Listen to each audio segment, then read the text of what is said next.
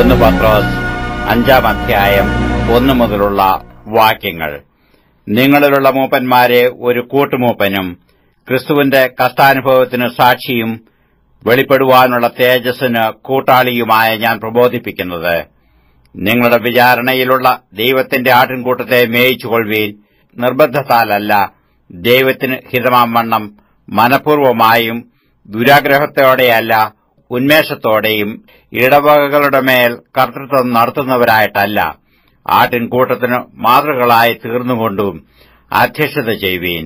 എന്നാൽ ഇടയശ്രേഷ്ഠൻ പ്രത്യക്ഷനാകുമ്പോൾ നിങ്ങൾ തേജസ്സിന്റെ വാടാത്ത കിരീടം പ്രാപിക്കും. അവണ്ണം ഇളയവരെ മൂപ്പന്മാർക്ക് കീഴടങ്ങുവീൻ.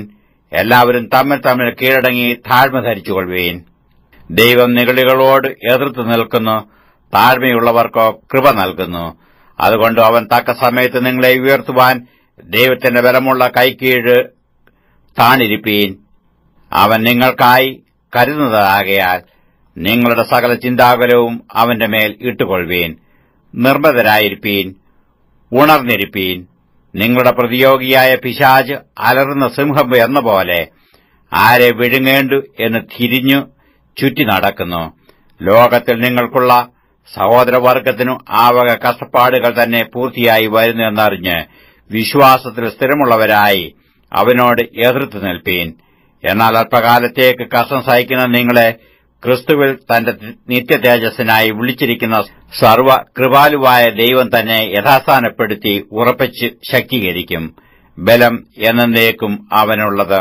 ആമേൻ. നിങ്ങളെ പ്രബോധിപ്പിച്ചും നിങ്ങൾ ഈ നിൽക്കുന്നത് ദൈവത്തിൽ സത്യകൃപയാൽ ആകുന്നു എന്ന് സാക്ഷീകരിച്ചും കൊണ്ട് ഞാൻ നിങ്ങൾക്ക് വിശ്വസ്ത സഹോദരൻ എന്ന് നിരൂപിക്കുന്ന സിൽവാനോസ് മുഖാന്തരം ചുരുക്കത്തിൽ എഴുതിയിരിക്കുന്നു. നിങ്ങളുടെ സഹവൃതയായ ബാബിലോനിലെ സഭയും എനിക്കു മകനായ മർക്കോസും നിങ്ങൾക്ക് വന്ദനം ചൊല്ലുന്നു. സ്നേഹചുംബനത്താൽ തമ്മിൽ വന്ദനം ചെയ്യുവീൻ. ക്രിസ്തുവിലുള്ള നിങ്ങൾക്ക് എല്ലാവർക്കും സമാധാനമുണ്ടാകട്ടെ.